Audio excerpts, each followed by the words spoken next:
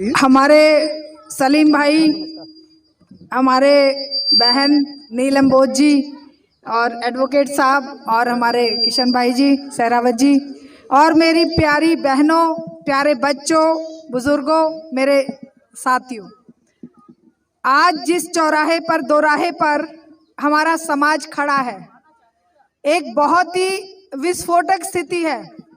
ऐसा नहीं है, जो दिख रहा है उससे भी बदतर स्थिति है। क्यों? आपको हमेशा ये बताया, समझाया, दिखाया जाता है कि आप इसी लायक हैं, आप पढ़ाई नहीं करे, आपने ठीक से बच्चों को शिक्षा नहीं दी, आपने ऐसा नहीं किया, आपने वैसा नहीं किया। इस सारे सिस्टम में अगर आज सबसे भयंकर चीज पैदा की जा रही है तो वो ये है कि लोगों को ही गुनहगार साबित कर दिया जाए। क्या लोग गुनहगार हैं? मेरे बेटी गोल्ड मेडलिस्ट है, अभी भाई ने बेटी की बात करी तो मुझे भी याद आ गया, डॉक्टरेट किया हुआ है, गोल्ड मेडलिस्ट है थ्रू आउट, लेकिन क्या उसके लिए नौकरी है? नहीं है। वो रिसर्च साइंटिस्ट है, मेडिसिन में रिसर्च करती है, डेंगू चिकनगुनिया पे डॉक्टरेट करके। सरकार नौकरी दे रही है? नहीं दे रही है। रीजन जानते हैं क्या है? क्योंकि 1% और 99%, दो वर्गों में ये बटा हुआ समाज। 1% ने हमारी, एक मान लीजिए घर में 100 रुपए आमदनी है, 100 रुपए में से 99 रुपए एक व्यक्ति यूज कर रहा है, उसका प्रयोग एक व्यक्ति कर रहा है। इस देश की व्यवस्था बता रही हूँ। 99 लोग 1 रुपए में गुजारा कर रहे हैं। उनमें कुछ हमारे जैसे भी हैं जिन्हें 4 पैसे फालतू मिल जाते हैं, उनमें से कुछ एडवोकेट साहब जैसे भी हैं जो अपना पसीना बहाकर काम कर रहे हैं, और जो सबसे निचले लेवल पर बैठे हैं उनसे थोड़ा ऊपर आप लोग भी हैं। एक वो भी हैं जो सड़क पर पड़े हैं। जानते हैं 28 करोड़ लोगों को अगले टाइम के खाने का भी उपलब्ध नहीं है। 135 करोड़ जनता में से 28 करोड़ लोग भूख से मरते हैं। यह विश्व के आंकड़े बता रहे हैं। और जानते हैं देश, वो जो 1% लोग हैं, इस कोरोना पीरियड में उनकी संपदा 500 गुना बढ़ गई है। अगर उनके पास 1 रुपया उन्होंने इन्वेस्ट करा तो वो 500 रुपए लूट रहे हैं उसके बदले में। आपको और हमें ये बताया, समझाया जाता है नौकरियां नहीं है, काम नहीं है, सब कुछ कोरोना ने खा लिया। कोरोना ने नहीं खाया, कोरोना भी इनकी साजिश है। कोरोना बीमारी हो सकती है, लेकिन वो जो ड्रामा खड़ा किया है लोगों को बर्बाद करने के लिए, और उससे पहले भी बर्बाद अर्थव्यवस्था हो चुकी थी, वो तो उसके सर भांडा फोड़ दिया कि चलो अब इसके बहाने से लोग चुप हो जाएंगे, मुंह पे कपड़ा बांध देंगे, घरों से बाहर नहीं निकलेंगे, आपस में वार्तालाप नहीं करेंगे, दुख दर्द नहीं बांटेंगे, शिक्षा पर बात नहीं करेंगे। 2 साल से हमारे बच्चों को बर्बाद किया जा रहा है। ये मोबाइल जो हम कुछ समय पहले तक बच्चों से छीन के छुपाते थे, 1-1.5 साल पहले, अब हमें कहा जा रहा है खरीद के बच्चों को मोबाइल दो, और मोबाइल में बच्चा पढ़ पा रहा है। बड़े बड़े देश, अमेरिका, ब्रिटेन, फ्रांस जैसे, जहां पर सब सुविधाएं उपलब्ध हैं, वहां पर भी ये सामने आई है बात कि केवल 100 में से 20 बच्चे ही समझ पाते हैं मोबाइल से पढ़ाई हुई पढ़ाई को। क्या आप जैसे, हमारे जैसे परिवारों के बच्चे, खास करके ये लोग जो रोज दिहाड़ी करके पैसा कमाते हैं, क्या 20,000 का फोन और 500 रुपए का डेटा जो 15 दिन भी नहीं चलता है, क्या वो बच्चे को उपलब्ध करा पाएंगे? और क्या ये व्यवस्था, जहां पर हमारे बच्चों के लिए खाना मिड डे मील स्कूलों में दिया जाता था, जो व्यवस्था के तहत हमारे बच्चे कम से कम एक समाज का हिस्सा बनते थे, उस पर भी ब्लॉक लगा दिया गया है। तो साथियों, अभी बहुत सारी बातें आपके सामने हमारे इन विद्वत भाई बंधुओं ने, बहनों ने रखी हैं, बहन ने भी, लेकिन उन सबको दोहराने की बजाय मैं कुछ ऐसे मुद्दे, क्योंकि बीइंग अ प्रिंसिपल, 25 साल प्रिंसिपल और 15 साल केंद्रीय विद्यालय में टीचिंग के बाद जो मेरा अनुभव है, वो ये बताता है कि शिक्षा को जितना ज्यादा कमजोर वर्ग से दूर करने की साजिश यह व्यवस्था रच रही है, उतना किसी और चीज के लिए नहीं कर रही है। सबसे बड़ी साजिश अगर कहीं पर है तो वो यही है। नई शिक्षा नीति के बारे में आप शायद नहीं जानते होंगे, हमने उसे पढ़ा है। 650 पेज का ड्राफ्ट, 650 पेज का ड्राफ्ट लिखकर 15 दिन के लिए कहा कि भाई ये लोग पढ़ लें और बता दें सही है कि गलत है। गलत ही गलत था उसमें, सब कुछ प्राइवेट हाथों में। और जिस अंधविश्वास और परंपरा की और जिस गंदगी की बात अभी यहाँ खोलकर मेरे भाई बहनों ने रखी, उस शिक्षा के माध्यम से उसी को प्रचारित प्रसारित करने का षड्यंत्र किया जा रहा है साथियों, मेरी बहनों और मेरे बच्चों। नई शिक्षा नीति में बिल्कुल खुल्लम खुल्ला ये कहा जा रहा है कि शिक्षा जो है वो धार्मिक संस्थाएं देंगी। धार्मिक संस्थाएं शिक्षा अगर देंगी, गुरुकुल, मकतब, मदरसे और ये हमारे जो चर्चों के स्कूल हैं, इन्हीं में शिक्षा अगर होगी तो सरकार क्यों टैक्स ले रही है? क्यों टैक्स दिए जा रहे हैं हम लोग लगातार, डायरेक्ट और इनडायरेक्ट? एक माचिस भी आप खरीदेंगे 15 पैसे इनडायरेक्ट वे में सरकार के खजाने में जाते हैं। उसी पैसे से 22 लाख करोड़ रुपए का ऋण पूंजीपतियों का माफ किया जा चुका है। एक किसान अगर 20,000 का ऋण ले लेता है, उसका ट्रैक्टर उठा कर ले जाएंगे, उसकी खेती जमीन जब्त कर लेंगे। अगर कोई मोपेड लेने के लिए या कोई छोटा मोटा कोई धंधा करने के लिए कोई ऋण लेता है, बैंक उसके सामने नोटिस चस्पा कर देगा कि ये डिफॉल्टर है, इसका कुर्की करो, इसको सील कर दो इसके काम को। लेकिन उनको जब वो पैसा नहीं लौटाते हैं, 20,000 करोड़, 30,000 करोड़, 1 लाख करोड़ जब वो नहीं लौटाते हैं, उनको प्यार से पुचकारा जाता है। उन्हें कहा जाता है बेचारों के पास पैसे नहीं है, कहां से दे, इसलिए माफ कर देता है बैंक। उन बैंकों में किसका पैसा था जो ऋण के रूप में गया?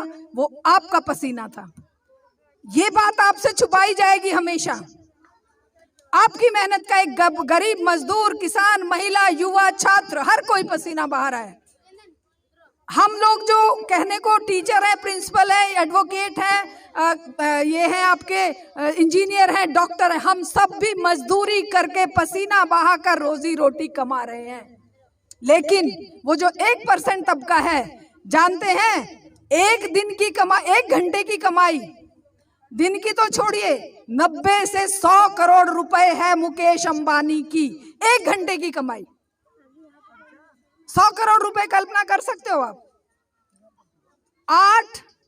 1 मिनट का हमारे प्रधानमंत्री की सिक्योरिटी का खर्चा जो जिन लोगों से घिरा रहता है 8,500 रुपए है 1 मिनट का खर्चा। बाकी सिक्योरिटी छोड़ दीजिए, वो जितने एसपीजी उसके पास खड़े हैं। कहने का अर्थ ये है, पसीने की कमाई आपकी और हमारी। माफ किसको दिया जा रहा है? माफ किसका किया जा रहा है? उन लोगों का जिन्होंने इस देश की 99% संपदा पर कब्जा किया हुआ है। ये रहस्य कोई नहीं बताएगा।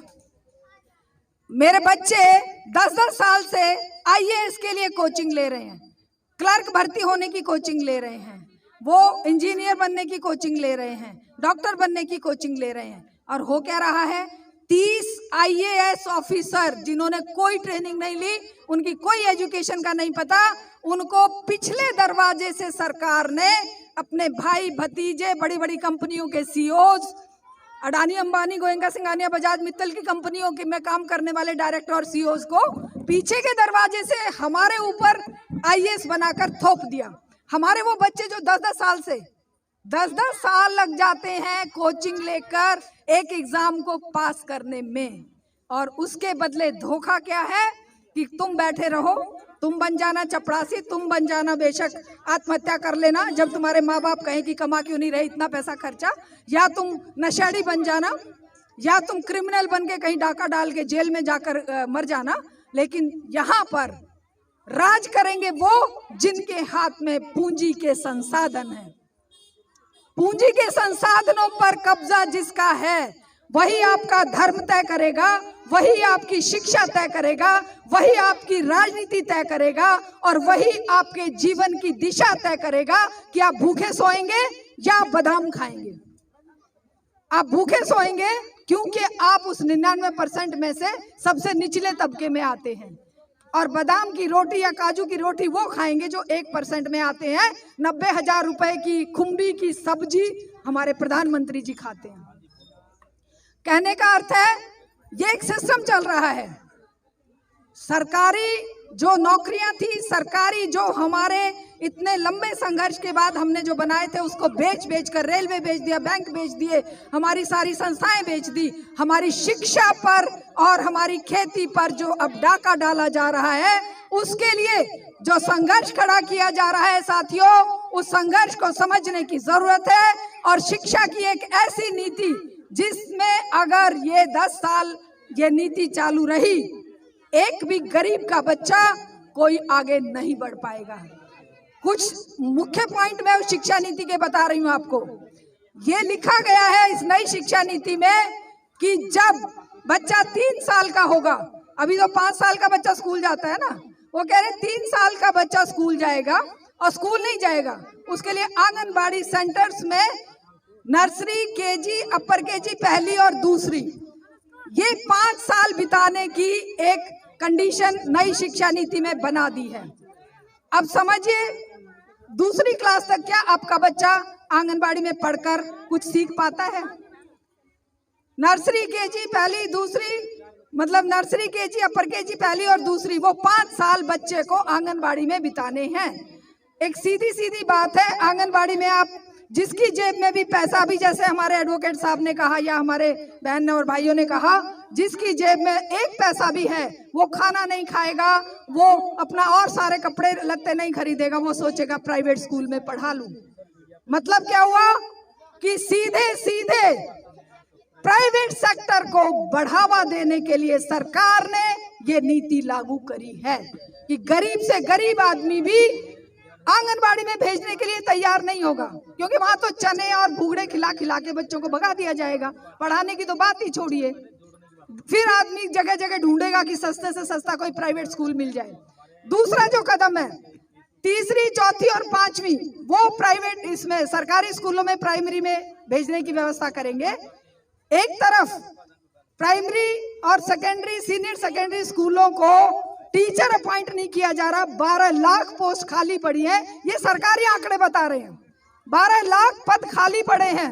दिल्ली में ही 20,000 पद खाली पड़े हैं। सरकार कोई अपॉइंटमेंट नहीं कर रही, उल्टा ऑनलाइन शिक्षा के नाम पर जो थे उनको भी भगा दिया। जो गेस्ट टीचर थे उनको कहा कि तुम जाओ, अब तुम्हारी जरूरत नहीं है, क्योंकि एक टीचर जो है वो 500-500 बच्चों को, 600-600 बच्चों को पढ़ा लेगा, और नहीं पढ़ेगा तो कोई बात नहीं। तो तीसरी, चौथी, 5वीं नाम मात्र के लिए स्कूल रहेंगे। 6ठी क्लास में दूसरा स्टेप देखिए कितना भयंकर है। 6ठी क्लास से बच्चों के हाथ में व्यावसायिक शिक्षा थमा दी जाएगी। व्यावसायिक शिक्षा का मतलब समझते हैं? अगर कोई कुम्हार का बच्चा है तो उसे बर्तन बनाना सिखाया जाएगा। अगर कोई मोची है तो उसको चमड़े का काम सिखाया जाएगा। अगर कोई मैकेनिक है तो उसके हाथ में पेचकस पकड़ा दिया जाएगा। मतलब बच्चे का शिक्षा का अधिकार छीनने की इतनी सुंदर साजिश की गई है, समझ नहीं आ रही हमारे पढ़े लिखे भाई बंधुओं को भी। वो जो मनुवाद की बात बहन ने करी, बिल्कुल मनुवाद पर आधारित ये शिक्षा पद्धति लागू की जा रही है नई शिक्षा नीति के नाम पर। 12वीं तक तो बच्चों को समझ नहीं आता कि उसे कौन सा व्यवसाय करना है। BA तक तो बच्चे समझ नहीं पाते कि वो क्या करें और क्या ना करें।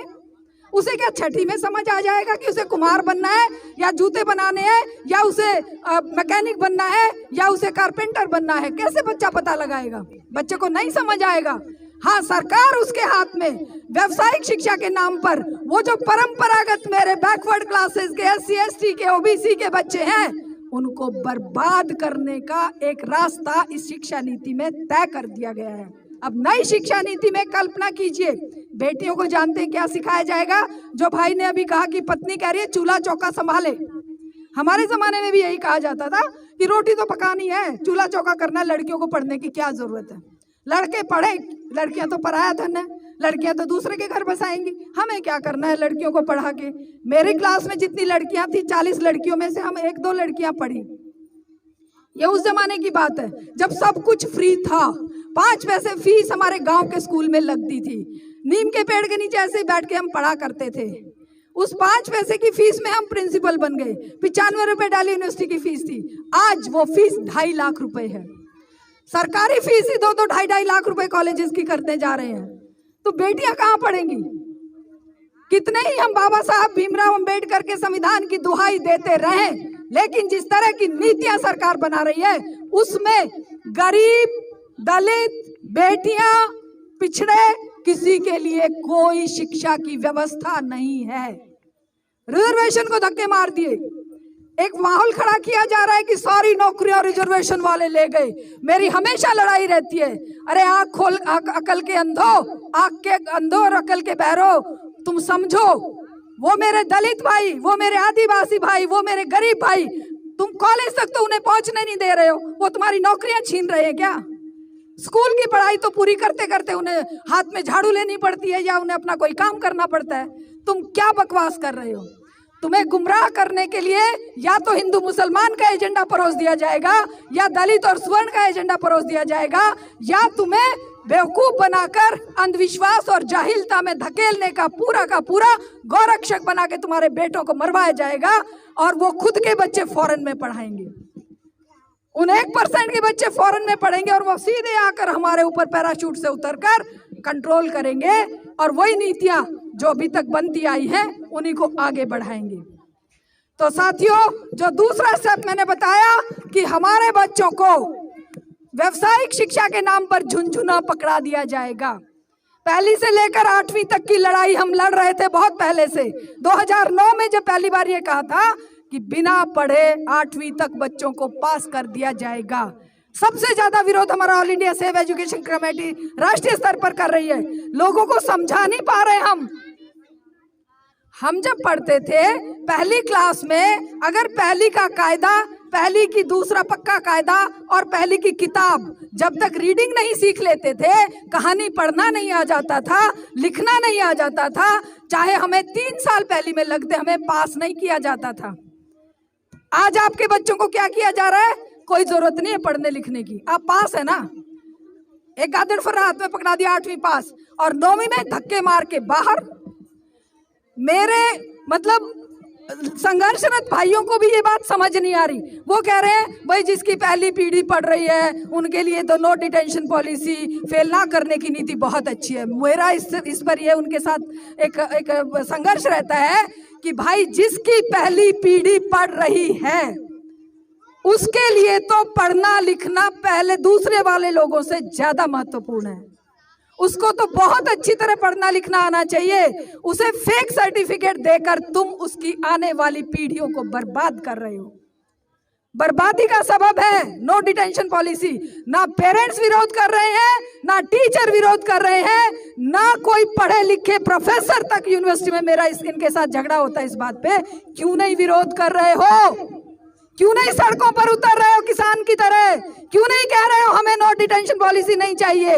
8वीं तक बिना पढ़ाए पास करते हो, 9वीं में कहते हो कि ओपन से कर ले, स्कूल में रिजल्ट खराब नहीं करेंगे हम। ये हो रहा है ना सबके साथ। 9वीं में बाहर फेंक देते हैं, हो गया काम पूरा। उधर जाकर भीखा कटोरा लेकर WTO उसके सामने जो वर्ल्ड बैंक है कि जी हमने इतने करोड़ लोगों को 8वीं पास करा दी। 8वीं पास नहीं कराई, पेपर डिग्रियां बांट दी।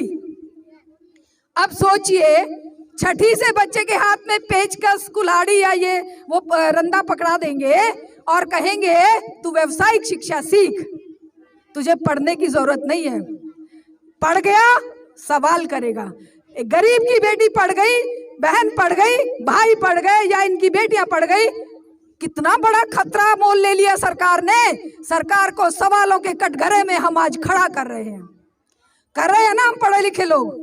ये बातें जो हम लोगों ने आपको बताई आप तो नहीं जान रहे थे। हम लोग कैसे जाने? क्योंकि हमने संघर्ष किया, हमने इस पूरी व्यवस्था का जायजा लिया, हमने पढ़ा, हमने जाना कि किस तरीके से इस जनता को जाहिल बनाकर, बेवकूफ बनाकर, हिंदू मुसलमान के झगड़ों में उलझाकर, दलित और सुवर्ण की लड़ाई में उलझाकर ये 1% मलाई खाने के लिए प्लान कर रहे हैं।